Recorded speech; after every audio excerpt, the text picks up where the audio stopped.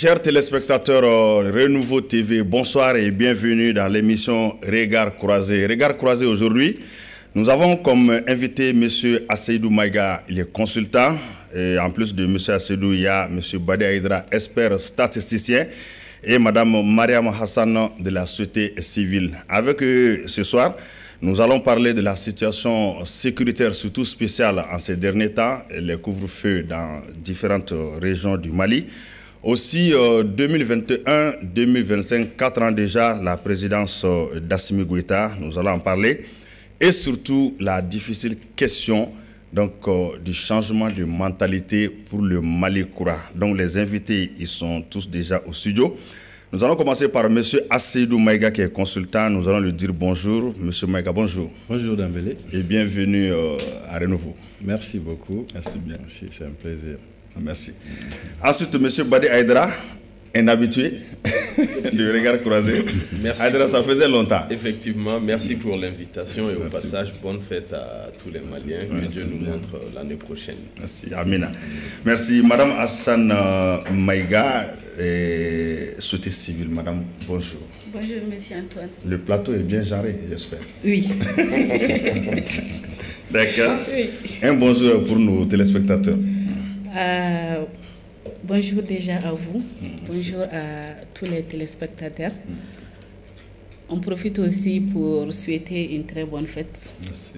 Que Dieu nous montre pour l'année prochaine dans la paix et que le Mali soit notre souhait. Merci beaucoup, madame. Donc, déjà, nous allons rentrer dans les débats. Je vais vers M. Badi Aïdra. Badi Aïdra, la semaine déjà, nous avons vu des mesures spéciales prises par les autorités du Mali, surtout le couvre-feu. Il y en avait dans d'autres régions comme Tombouctou, mais on a vu Ségou, on a vu Djoïla, on a vu Gao, je crois bien. Donc, quel est votre regard sur ces mesures spéciales, surtout en ce temps de fête? D'abord, il faut déjà préciser que de manière générale, il y a des périodes de l'année où les tentatives d'attaque et les agressions, les harcèlements des terroristes s'accélèrent. Oui. Une des périodes de cela, c'est généralement à l'approche des fêtes. À l'approche des fêtes, ils entendent faire des actions pour démoraliser, pour que la fête ne soit pas belle, pour perturber la situation. Ils savent aussi qu'à l'approche des fêtes, il y a beaucoup de mouvements de population, de vente de bétail, etc., de gens qui se déplacent de Bamako dans les différentes régions et ils profitent de cette situation fortement animée à l'approche des fêtes pour se faufiler et faire des actions. Et je pense que quand vous regardez les endroits qui ont été choisis, ce n'est pas un couvre-feu général, c'est un couvre-feu sur certains endroits spécifiques. Je pense que cela répond à des informations qu'auraient les autorités. Le renseignement sur les menaces qui portent sur tel ou tel endroit. Et je pense que le couvre-feu aussi est là pour non seulement protéger les populations, mais surtout faciliter le travail aux forces de l'ordre. Vous savez qu'on n'a pas affaire à des ennemis identifiés qui portent des tenues, qui cherchent à se faire identifier. On a face à nous des gens qui essaient de se faire faufiler dans la population.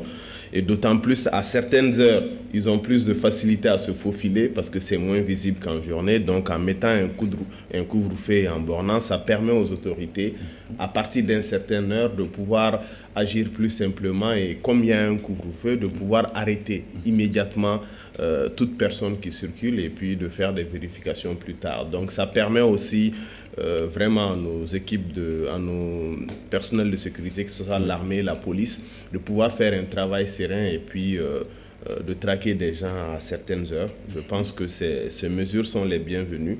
Dans certains endroits où on a affaire à des questions de terrorisme, on a des couvre-feux permanents. C'est vrai que le couvre-feu a été instauré sur une période donnée, mais je pense que c'est un outil.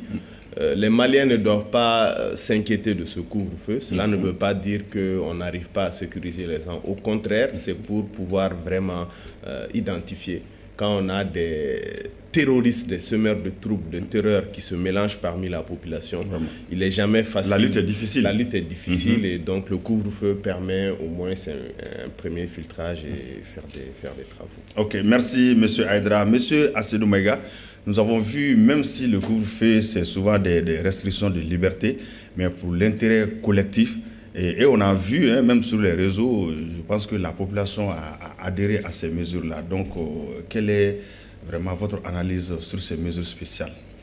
Bon, ce sont des mesures spéciales, comme l'a dit Badi. On est dans une situation de guerre asymétrique. Oui. Et si le gouvernement prend, les pouvoirs publics ou sécurité prennent des mesures pareilles, c'est pour essayer d'anticiper cette question de sécurité. Nous avons la mauvaise expérience de subir des attaques à l'approche des fêtes, oui, pendant les fêtes, et les occasions sont nombreuses, les rassemblements, etc., etc. Donc les couvre-feux, souvent, ce sont des mesures, c'est bien les mesures qu'on demande aux autorités de mettre en place pour sécuriser les populations, sécuriser les localités qui sont sous la menace djihadiste. Parce que c'est des gens qui sortent de partout, qui sont un peu partout. Je pense que vous l'avez suivi ces derniers temps, c'est un peu partout sur le territoire national. Sur les routes nationales, il y a des attaques, il y a des engins qui sont brûlés pour ceux qui sont en train de mener des travaux de désenclavement. Des intimidations aussi dans certains villages. Ouais, le harcèlement continue. Il y a des villages qui sont sous la menace des djihadistes, ça fait des années aujourd'hui. Et c'est pas que l'armée n'est pas en train de vouloir les libérer, mais l'armée mène des missions d'information, d'infiltration, etc. pour savoir comment est-ce qu'il faut contrecarrer l'ennemi. Parce que les couvre-feux ne sont pas forcément des restrictions de liberté. Les couvre-feux, ce sont des mécanismes pour essayer de sécuriser les populations, surtout pour nous, pour les populations qu'on prend ces genres de mesures, et anticiper la menace. Parce qu'on reçoit des menaces, il y a des messages qui viennent, ils disent qu'à l'approche de la fête, qu'ils vont faire ceci, cela, etc., etc. Moi, hier, j'ai discuté avec un boucher qui m'a dit que au Garbal où ils ont travaillé, mais le contrôle était accru. Parce que c'est pour anticiper cette question. Voilà. Et aujourd'hui, je suis là, mais je suis peiné parce que j'ai perdu un grand frère enseignant à Gao, sur la route du village, qui a fini sa mission de supervision du DEF. Il a ramené les copies au centre de Gao pour les corrections. C'est à son retour qu'il a fait l'objet d'une attaque. On l'a tiré dessus et il a succombé à ses blessures à l'hôpital de Gao. C'est vraiment triste. Voilà, c'est triste. Donc, il faut on ne peut qu'accueillir ces mesures et accompagner l'armée sur le plan même renseignement, parce qu'il y a eu des informations de l'armée où ils étaient plus ou moins réjouis de la participation des populations qui sont en train de les aider, de leur apporter certaines informations qui les permettent en fait d'engager des procédures de sécurisation de certaines localités. Donc c'est des bonnes choses et on va les accompagner dans cette dynamique-là. C'est quelque chose de très bien et de louable. Donc on ne peut que les encourager. Voilà. Merci M. Maïga. Et Madame Hassan Maïga, nous avons vu aussi avec ces mesures spéciales que nous avons senti que les populations vraiment ont adhéré. Quel est votre regard sur ça? Ce couvre-feu-là, ce n'est pas une fin en soi.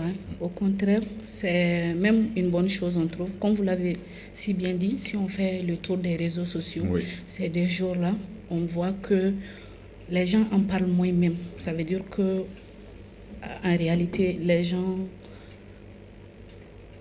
n'ont pas pris ça en mal. Et aussi, ceux donc qui en parlent aussi, ils en parlent en bien. Ils trouvent que c'est une mesure de sécurité. Ils trouvent que c'est bien. Je suis nordiste, je parle aussi avec mes parents, notamment ceux de Tombouctou, parce que Tombouctou en fait partie. Je trouve même que c'est une bonne chose, ça les sécurise, parce que le problème est que les terroristes même, ceux qui font ces choses-là, ils sont mélangés en nous. C'est un de nous, c'est des Maliens comme nous, dans la masse. C'est des Maliens comme nous, ils sont en mission. On ne sait pas qui est qui, on ne sait pas il y a quoi à l'intérieur de qui. Donc le couvre-feu là, ça aide vraiment à sécuriser la population innocente. Mais au-delà de ça, est-ce que vous avez quelque chose aussi à dire à nos populations, surtout les villages, surtout les grands axes routiers, pour qu'ils puissent aider? Parce que cette guerre-là, ce n'est pas que les armes seulement, c'est le renseignement, les deux l'ont dit. Donc, est-ce que vous avez un message à donner à la population, vraiment pour appuyer l'armée? Le message que je donnerais à la population, c'est de suivre les FAMA, de faire confiance à leurs autorités locales, de de les accompagner du mieux qu'ils peuvent. À chaque fois quand ils ont des échos, de ne pas hésiter à appeler, à dénoncer, les aider dans leur travail et aussi de rester vraiment à l'écoute, de rester à la maison, surtout sur les instructions des autorités. Des autorités. Voilà. Donc, M. Badaïdra, je vais vers vous, mais en regardant ces mesures-là, on a vu le ministre de la Défense lors du passage à l'ORTM qu'on appelle Malikoura Tassera. Donc, il a dit que l'ennemi est déjà en fin de vie. Donc, ça en dit long. Donc, déjà, est-ce que ces attaques sporadiques-là, ça montre qu'ils sont dans un désespoir, ils sont en mode de survie, comme l'a dit le ministre? Alors, moi, je vais même aller encore plus loin que le ministre. Vous savez, le Mali n'est pas le premier pays à faire face à du terrorisme international, je qualifierais. Et il va falloir que nous prenions la mesure de ce que c'est en finir avec le terrorisme. Vous n'êtes pas sans oublier que la plupart des pays qui ont réussi à éteindre durablement le terrorisme ont connu la fin est plus turbulente que le début. Ah bon? Parce qu'en réalité, si on regarde seulement en Algérie, aujourd'hui, que Dieu nous en préserve, mais je l'ai toujours dit aux Maliens depuis longtemps, la fin est plus compliquée. En tout cas, les années 90 en Algérie, c'était dur. Dans la mesure où, au fur et à mesure que ces gens sont en difficulté sur le terrain, dans la brousse, etc., au fur et à mesure qu'ils sont en difficulté, ils essaieront de se racheter une volonté, une puissance, parce qu'en général, quand on fait du terrorisme, on fait des actes, mais la communication de ces actes est plus importante que ces actes eux-mêmes, parce qu'on terrorise par les images, la communication qu'on véhicule. Donc, à mesure qu'ils sont faibles, ils vont s'attaquer à la population. Quand on regarde l'histoire récente du Mali, des attentats de masse dans les grandes villes, il n'y en a pas eu beaucoup. Un des attentats mémorables, c'est un attentat qui visait des agents de Air France au Radisson, dont le Mali, l'armée malienne, etc., a contribué pour gérer cette situation. Et je ne le souhaite pas, je ne suis pas oiseau de mauvaise augure, mais j'ai dit aux Maliens que viendra un moment où, en tout cas, ils sont déjà en train d'essayer de faire ce genre de choses, parce qu'il y a des attaques qui sont déjouées. On n'en parle pas. Les services secrets déjouent des attaques. Bon, quand le train arrive à l'heure, on n'en parle pas. Quand le train est en retard, on en parle.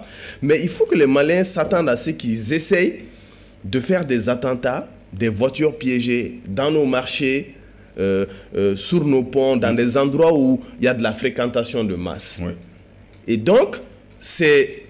Au lieu de prendre ça comme des signes de faiblesse ou en tout cas de regain du terrorisme, en réalité, comme le ministre l'a dit, c'est des tentatives désespérées. C'est en train de montrer que sur le terrain d'or les villes, la brousse, ils sont en train de perdre du terrain. Ils n'arrivent plus à sanctuariser des villages, à sanctuariser des zones. Ils essaient de faire des trucs spectaculaires. Maintenant, ils essaient de faire des trucs spectaculaires pour terroriser les gens. Et donc, que Dieu nous en préserve, que les services de secret travaillent, se renforcent là-dessus. Ils sont déjà en train de déjouer pas mal d'attentats, mais ils vont quand même tenter de s'aimer la terreur et d'essayer de faire des attentats de masse. Ils vont arrêter de viser l'armée, ils vont viser la population lambda. Et ça, qu'on ait une armée performante, aussi performante que ça, aussi puissante, on ne pourra jamais déjouer 100% des attentats. Et nous devons nous préparer psychologiquement à cela. D'accord. Et M. Maïga, Badi a parlé surtout, il a fait un rappel historique surtout de l'Algérie. Et nous avons vu aussi que même des grands pays qui se sont développés, et puis dans aucun pays, il n'y a pas zéro attentat ou en tout cas zéro risque, ça n'existe pas. Donc aujourd'hui, qu'est-ce que vous pouvez dire aux Maliens, essayer de faire surtout les liens historiques et comprendre que lutter contre le terrorisme, c'est le long terme. Oui, c'est comme on l'a dit, je dis toujours en premier lieu, c'est une guerre asymétrique et c'est un combat de longue haleine. D'autant plus que nous savons que le territoire dans son entièreté est envahi par ces gens. Il y a des villages qui sont pris en otage, où les populations sont menacées ils sont pris en embargo. Il y a des villages qui sont carrément vidés. Juste les images, comme l'a dit Badi, il y a des villages qui sont carrément vidés de leur population, tout ça, parce que ces gens ont réussi à terroriser les populations, à les faire peur, leur dire qu'ils vont carrément effacer leur village. Ils ont même montré des images, ils ont posé des actes qui traumatisent nos populations à vie. Il y a certains qui sont carrément traumatisés. Et ici, à Bamako aussi, la sécurité est très renforcée. C'est que les gens ne savent pas. Il y a des années, les services de sécurité militaire veillent vraiment à la sécurité, à la quiétude. Ils travaillent à l'ombre. Oui, ils travaillent à l'ombre. Comme il a dit, quand le train est arrivé à l'heure, personne n'en parle. Mais il y a beaucoup de cas, qui ont été déjoués et sauvés de Bamako. Sinon, aujourd'hui, on serait dans une position encore plus difficile. Maintenant, ce qui concerne dans les localités, c'est la même chose. Il y a des populations aujourd'hui qui ne dorment pas. Il faut que les Maliens en savent quelque chose. Donc, les images, les messages, c'est fait pour en fait traumatiser les Maliens et leur faire perdre confiance à leur armée qui ne dort pas, qui fait tout pour essayer de sécuriser et éradiquer cette question de terrorisme sur le territoire national.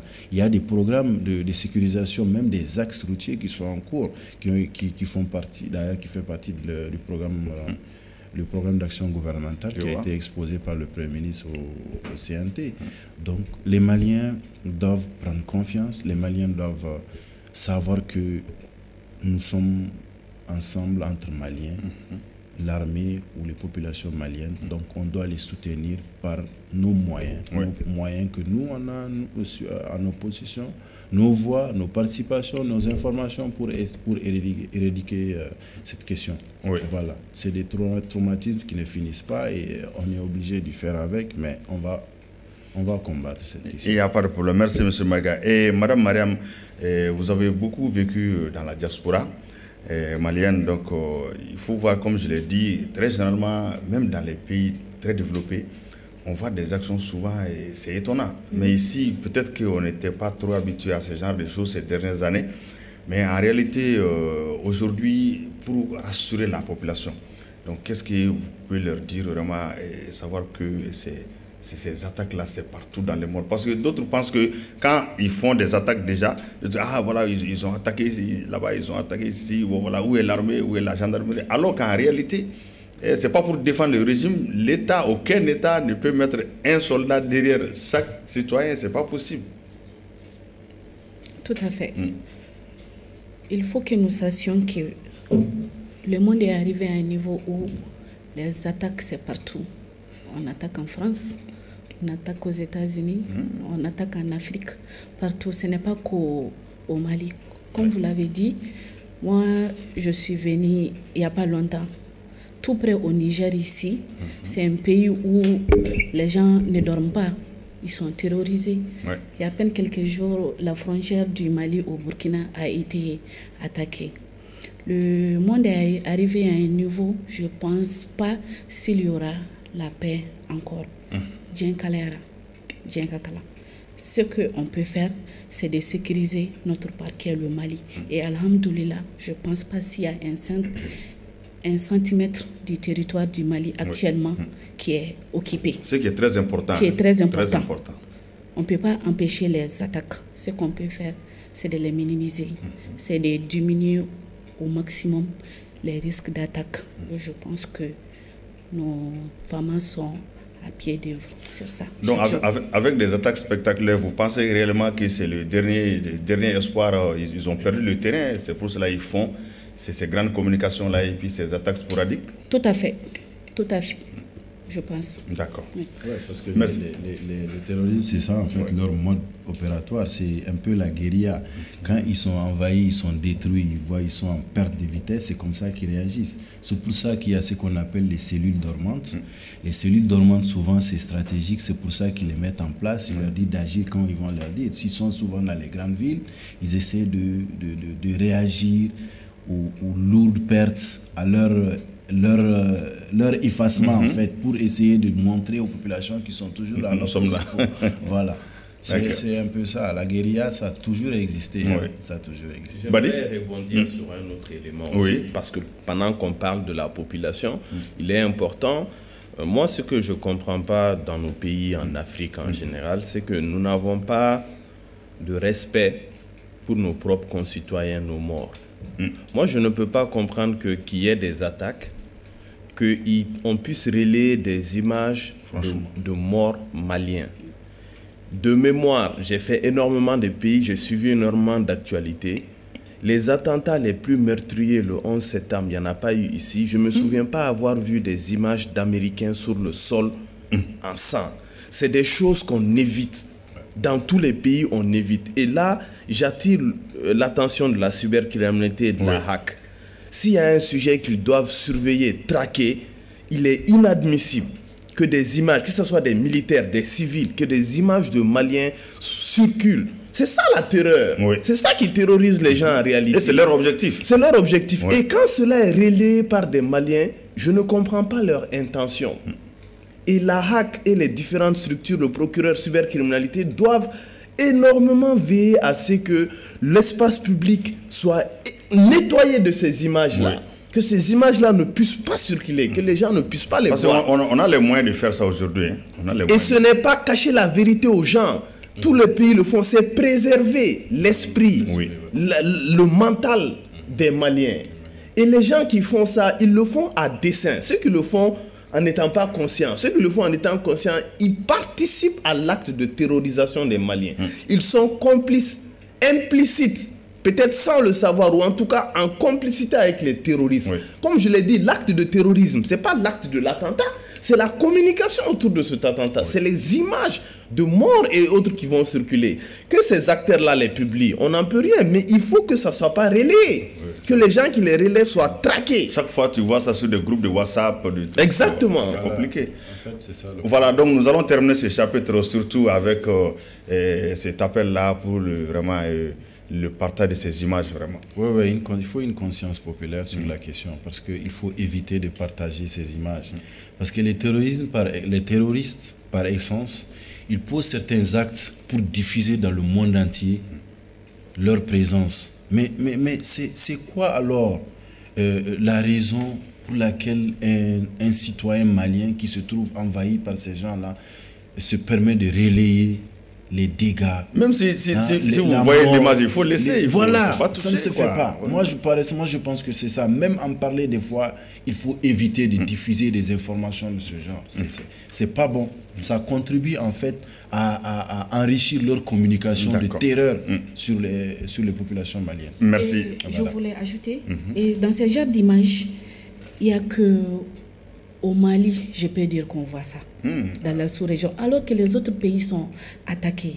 Et je ne sais pas pourquoi c'est au Mali seulement. Peut-être on va arriver avec le changement de mentalité. Hein, ça se passe. Franchement. Vraiment. Sinon, souvent même, vous voyez certains groupes, tu vois des images, c'est inondé de façon là, c'est vraiment compliqué. Les Maliens sont très forts en communication, mais malheureusement, on l'utilise dans le mauvais sens. D'accord.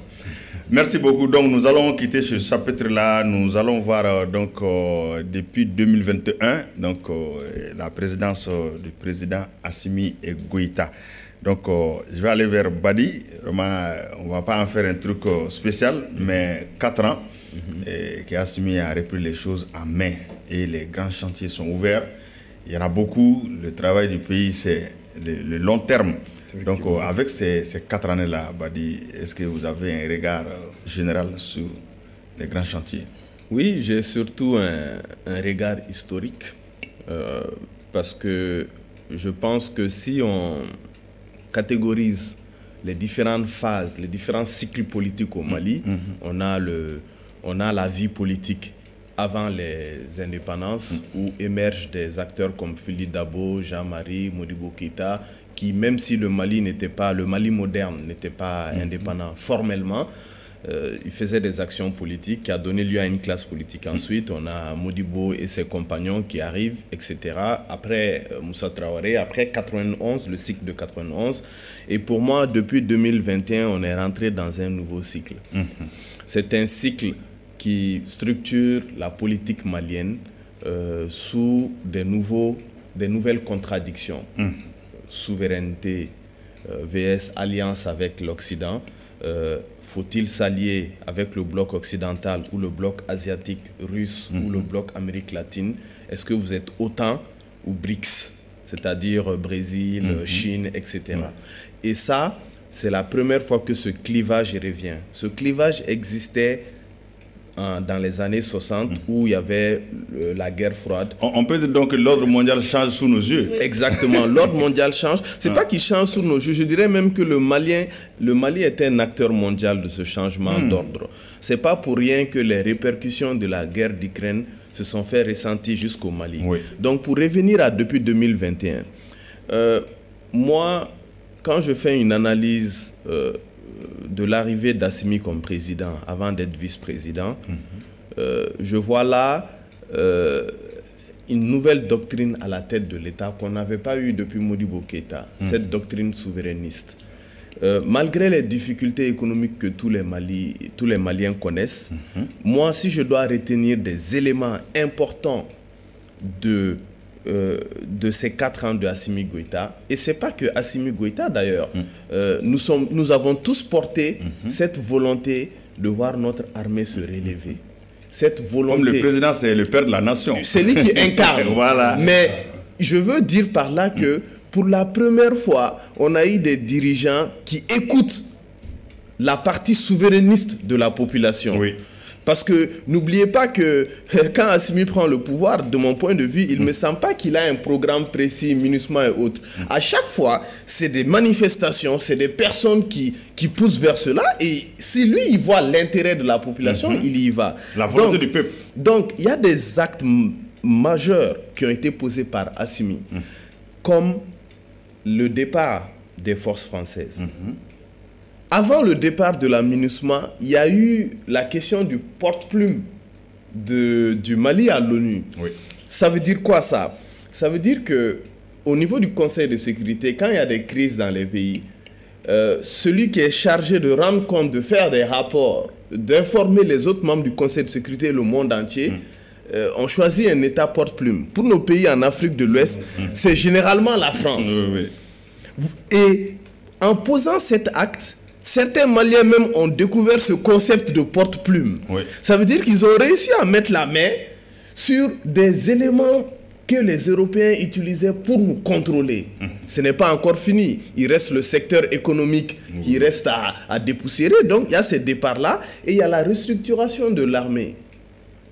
Pour donner un exemple aux Maliens, parce qu'on a l'habitude d'entendre certains discours qui disent que... Parce que souvent les résultats aussi ne sont pas immédiats. Non, mais il y a des résultats immédiats. Les Maliens ont l'habitude de dire que oui, la situation est grave, etc. Mais quand on regarde avant et après, il faut toujours faire la comparaison avant et après. On a l'habitude de nous dire que dans le pouvoir d'Ibeka, ils ont doté un programme de budget militaire. Ce n'est pas l'argent, c'est la philosophie militaire. C'est la volonté de faire les choses seules. Je vous donne un exemple. Il y a eu une émission sur une radio confrère à l'époque avec Abdelkader Mega, Karim Keïta. Était posé la question, il venait d'avoir une attaque, on a perdu pas mal d'hommes. Était arrivée la question de rapatriement. Vous vous rappelez de sa réponse quand même? Ce jour-là, j'ai perdu des larmes. Je ne comprenais pas qu'est-ce qui se passe. Il dit qu'on n'a pas les moyens, ni d'avion, pour aller récupérer nos corps. Dans un contexte pareil, dans un contexte pareil, une armée qui ne peut pas faire ça, ça veut dire qu'elle n'a aucun moyen d'attaque. Elle n'a pas d'avion de transport. Elle n'aura pas d'avion d'attaque. Et donc, voilà là où on en était. Voilà là où on en était. On était au bas de l'échelle. Plus que bas de l'échelle. Je ne connais aucune armée au monde dont le responsable de la commission défense et sécurité de l'Assemblée dit ce genre de choses. Je n'ai jamais vu ça de ma vie. On n'a même pas les moyens d'aller récupérer nos corps. Voilà là où on en était. Donc, il y a un certain nombre de mesures qui ont permis de réorienter la marche. Ces mesures ont des impacts même africains. Parce que si beaucoup de pays africains ont commencé à réagir, dénoncer un certain nombre de choses, c'est parce qu'ils l'ont vu le Mali le faire à travers Assimi Goïta. J'insiste, ils ont vu le Mali, les Maliens souverainistes le faire par la personne incarnée par Assimi Goïta et Sadio Kamara et tous les autres acteurs. Et ça, c'est nouveau. Mais ce que j'ai à dire pour sortir là-dedans, tous les changements profonds que l'on pose ne sont leur impact, leur effet se mesure à long terme. Oui.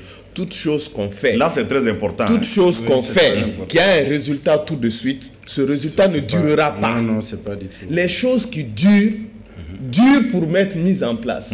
Les choses qui sont mises en place rapidement seront aussi défaites rapidement.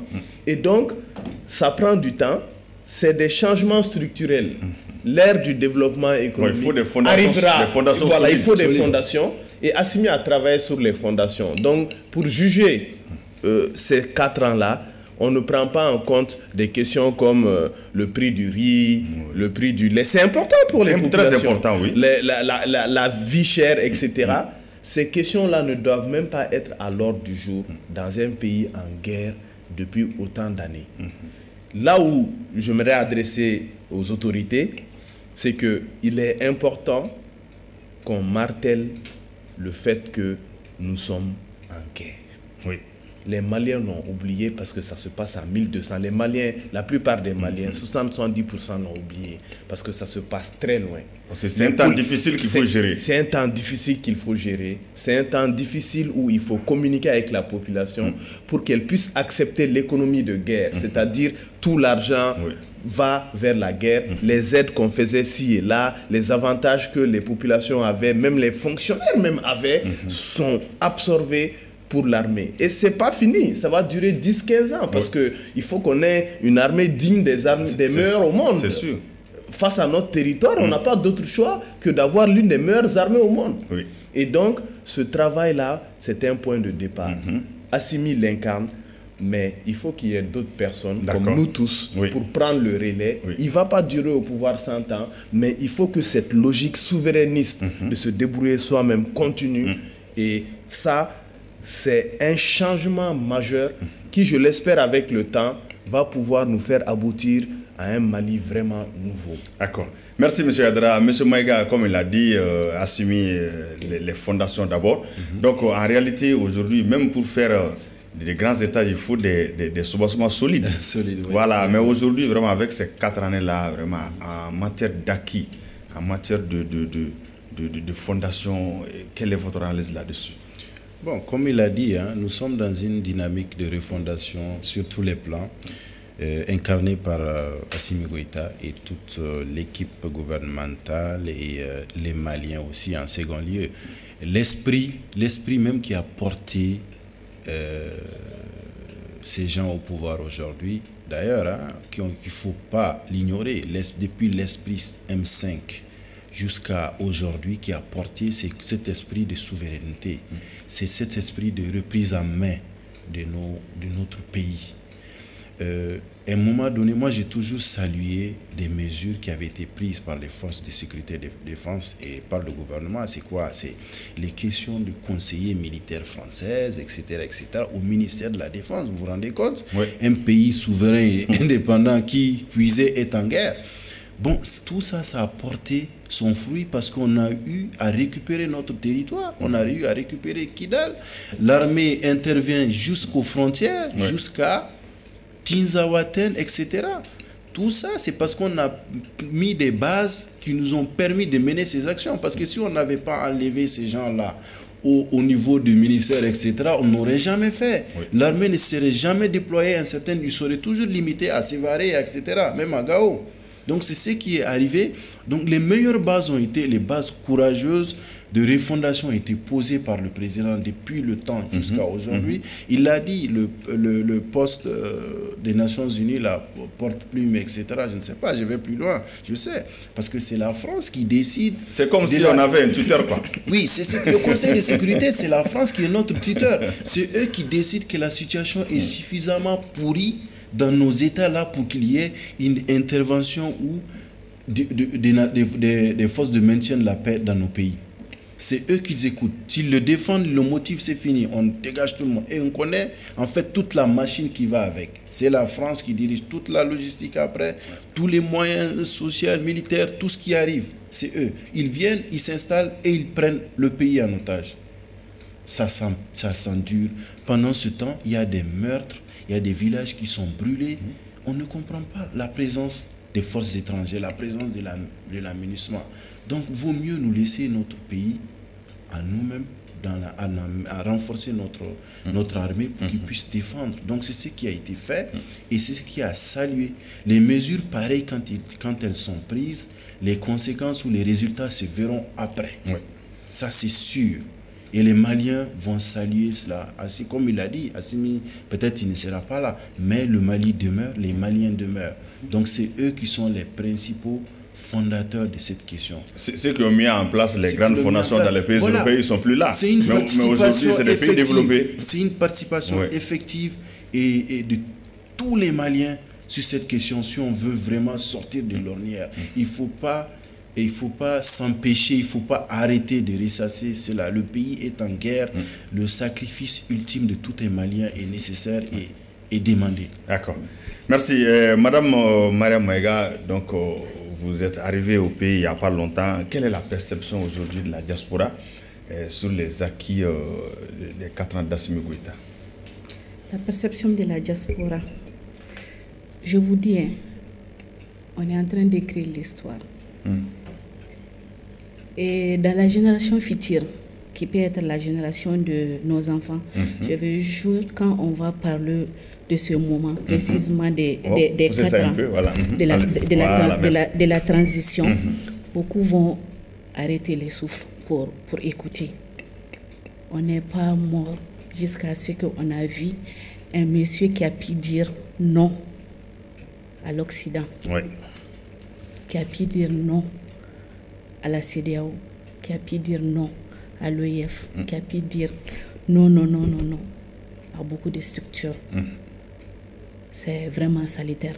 Rien que pour ça. Donc nous avons pris notre destin en main. En main. Rien que pour ça, la diaspora adore ce monsieur. La diaspora soutient ce monsieur. Partout, on l'appelle le grand patron. Ah oui.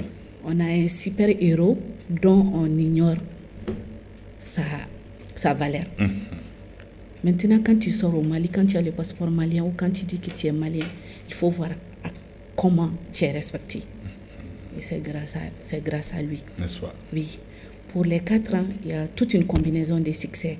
Donc, en plus de ce que je viens de dire, je vais ajouter un deuxième point, qui est la réforme constitutionnelle. Ah oui. Au tout début, beaucoup ne croyaient pas. Oui. Depuis 1991, il n'y a pas un régime qui est venu qui n'a pas tenté à modifier cette constitution-là. Mais en vain, cette transition l'a pu. Ils l'ont fait haut et fort. Le succès de la transition, ça ne finit pas.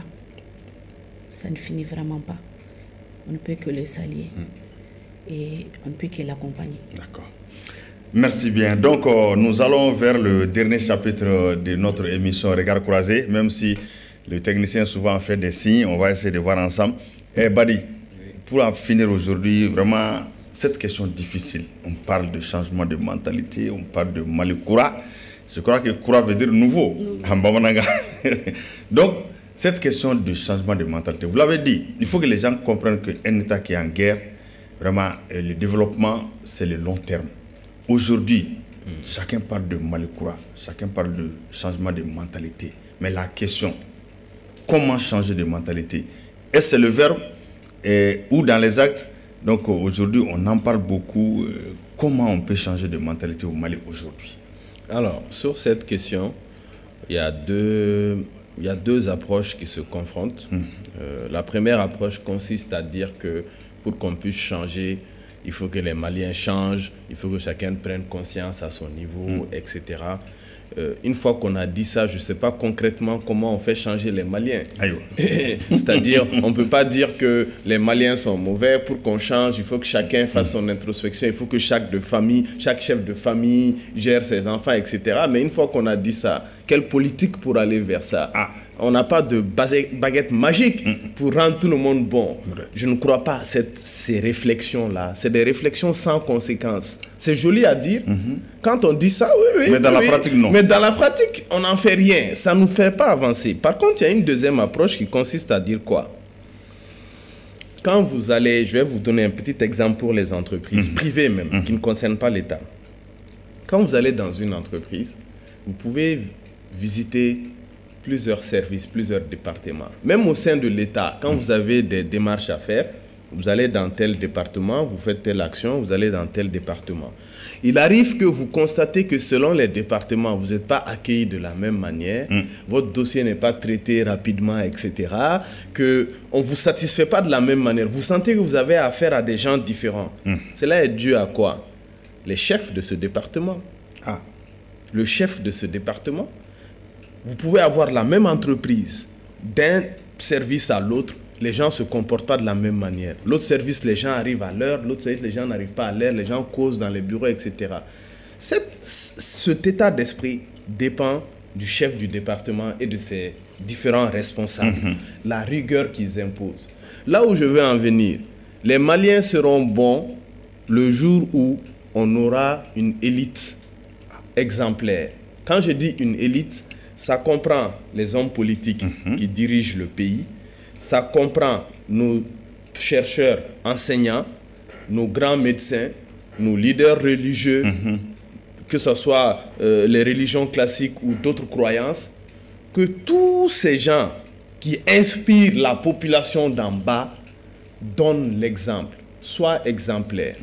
Dans aucune entreprise ou dans aucun service où le chef refuse de voler, fait correctement, tu ne trouveras des agents qui vont faire pareil. Parce que s'il est au courant de ça, il va dénoncer. Donc ça veut dire quoi? Le changement de mentalité viendra par en haut, par l'élite, qui va inspirer, qui va faire que les gens vont dire en haut, c'est propre, on va se mettre propre. Mais si en bas est propre, en haut est sale, en bas sera sale, tôt ou tard. Parce qu'ils vont regarder ce qui se passe en haut. Ils vont se permettre de faire des choses. Dans un pays où l'élite est intransigeante, qui est fou dans l'administration, qui est idiot en bas pour tenter? Il y aura des gens qui vont tenter. Mais par le temps, ils seront arrêtés parce qu'en haut est intransigeant. Donc, quand les gens vont voir que les gens sont arrêtés, eh bien, ça va s'arrêter. Et je vais donner un autre exemple. M. Aïdara, le Mali-Koura a un avenir? Très bien. Quand on parle de diaspora, je vais vous répondre. Quand on parle de diaspora, l'autre jour, je faisais un débat avec des amis. Ils disent, oui, on parlait d'agriculture. Non, c'est le Malien même qui n'aime pas travailler. Et mon ami Batili de lui rappeler qu'il a un cousin qui refusait de travailler au village à Caille. Il a pu immigrer pour aller en Espagne. Maintenant, il fait de l'agriculture dans les serres là-bas et il envoie de l'argent au village. C'est un système. Le Malien n'est pas plus bête ou moins travailleur que n'importe quel autre. Les gens sont le fruit dans le système dans lequel ils sont. Le même Malien fait le désordre dans la circulation. Quand il va dans un pays où l'administration et jusqu'au policier est clean, il se met droit. Il se met droit. C'est naturel. Mais on ne peut pas se mettre droit quand on sait qu'on peut zigzaguer. Si le policier nous arrête, on lui donne un sou. Pourquoi je vais être droit? C'est la logique humaine qui s'applique. Donc, les mêmes Maliens là sont très exemplaires dans d'autres pays. Moi, j'ai fait la France. Nos chefs d'entreprise nous le disent.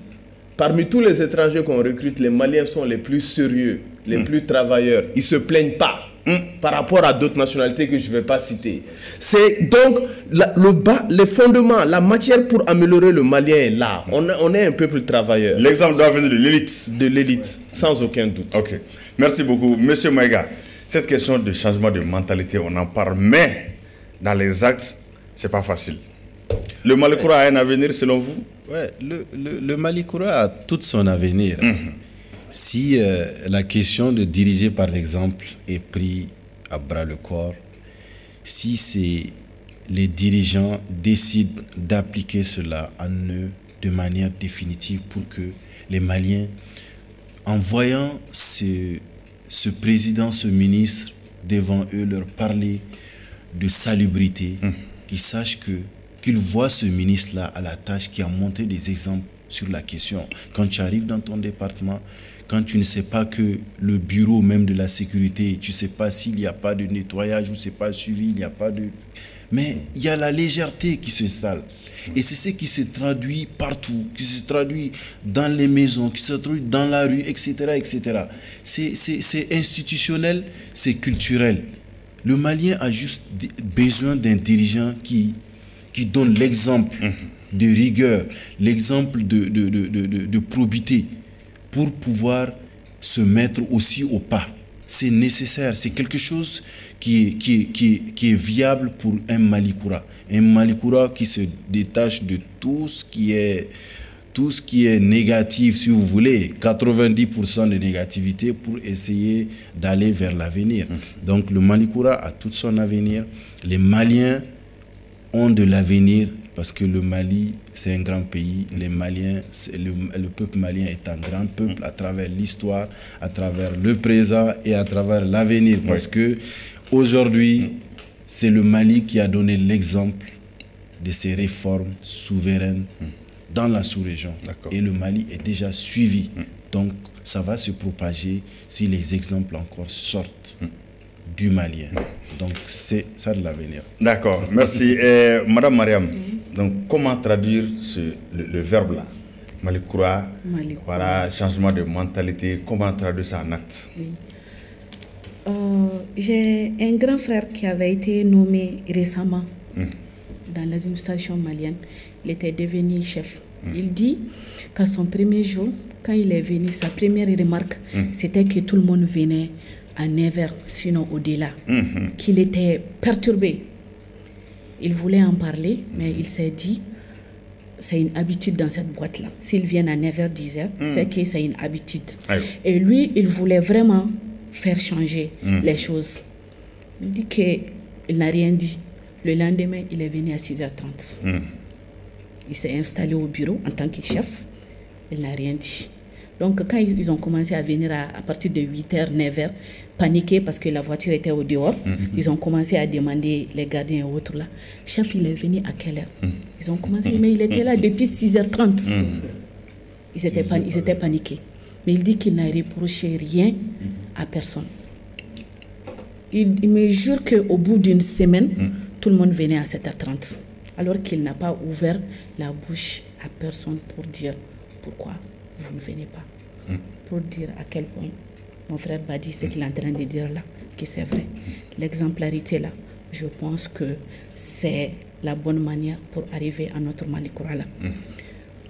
Vous, monsieur Dambélé, dans 10 ans, c'est vous qui savez ce que vous voulez que le Mali soit.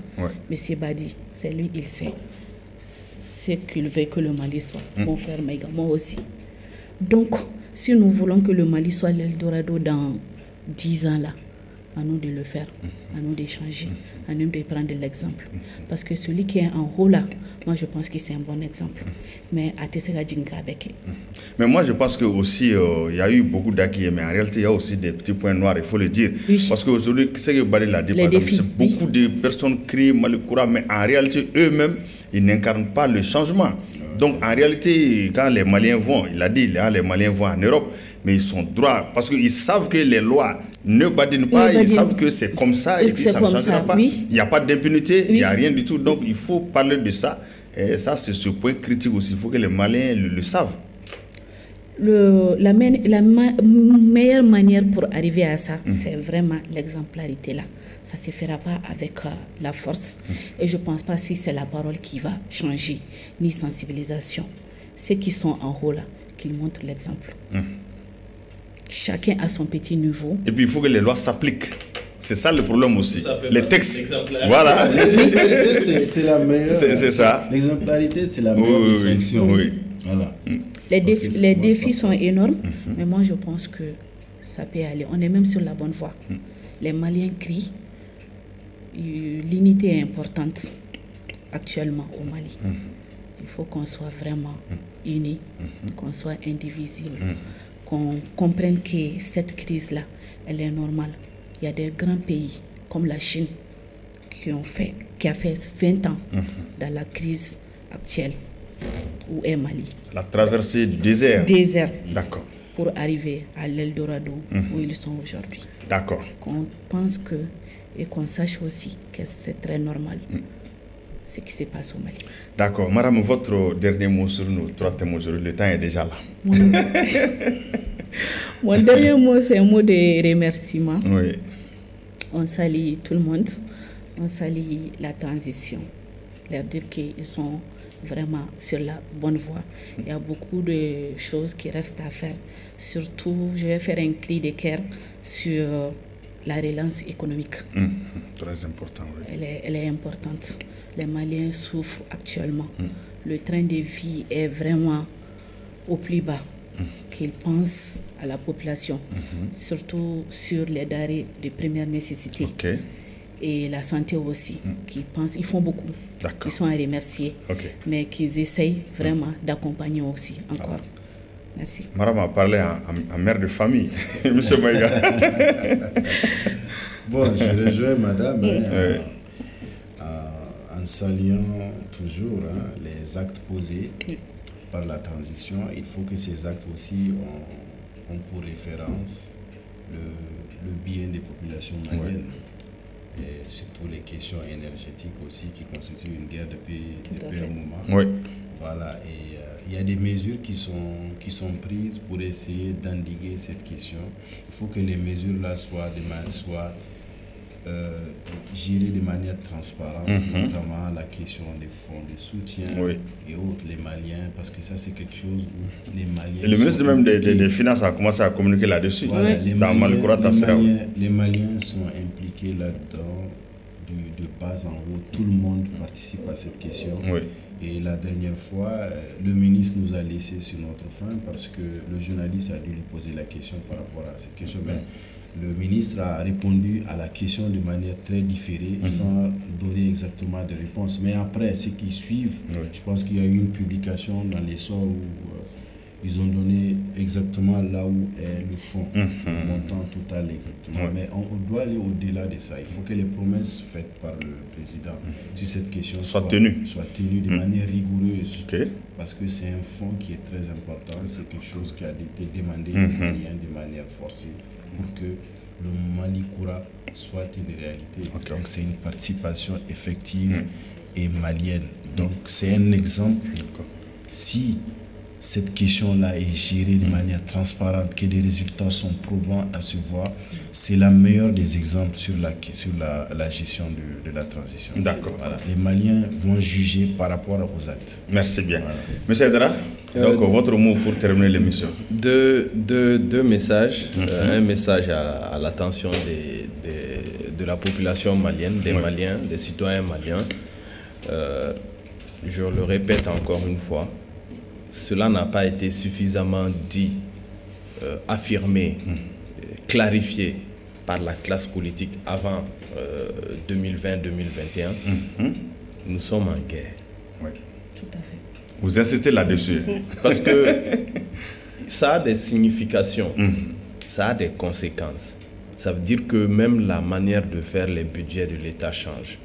Nous sommes en guerre.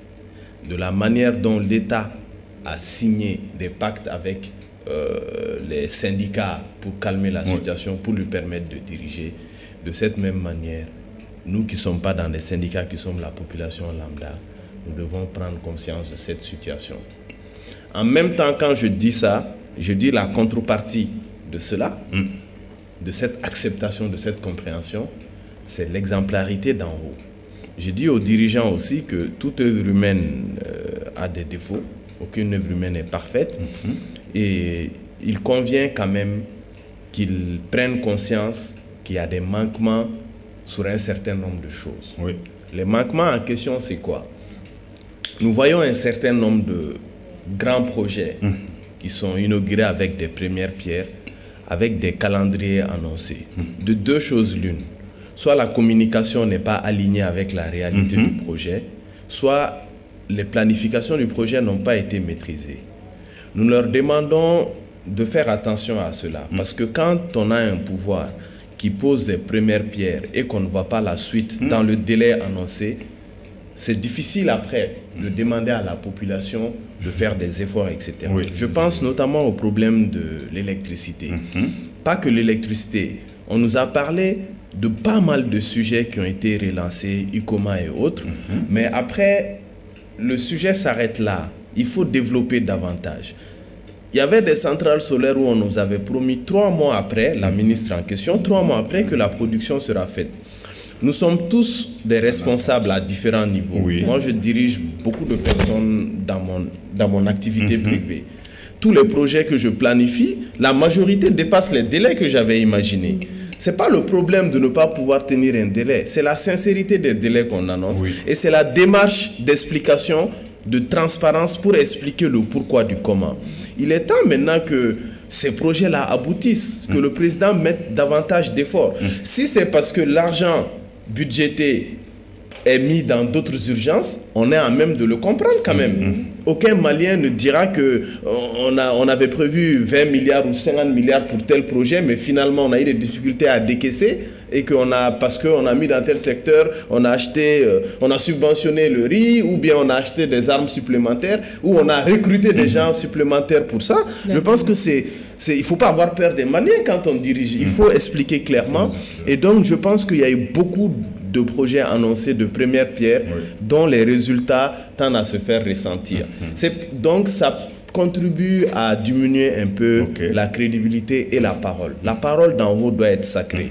Quitte à ne même pas poser de première pierre, mais à venir que dans des inaugurations. Je pense que l'appel sera entendu. Voilà, de toutes les façons, tous les projets que l'État fait sont connus. On peut avoir des projets en cours, il n'y a pas de première pierre, mais les gens entendent. Mais tant que l'autorité ne le dit pas, il n'est pas engagé formellement. Et au moment où ça avance, 50-60%, on peut venir. J'aime pas les premières pierres en réalité. Il y a des questions sur lesquelles, quand il y a des premières pierres, forcément, il y a une obligation de résultat. Pas de problème. Voilà. Je suis sûr que l'appel sera entendu. Merci, mesdames et messieurs. Donc, merci, chers téléspectateurs. C'était Regard Croisé de ce soir. On avait comme invité M. Asseydou Maïga, qui est consultant, M. Bari Aïdra, expert statisticien, et Mme Mariam Hassan Maïga, qui est de la société civile. Madame, merci. Merci, M. Maïga. M. Aïdra, merci. Donc, c'est sûr que les semaines à venir, nous allons nous retrouver ici sur d'autres thèmes.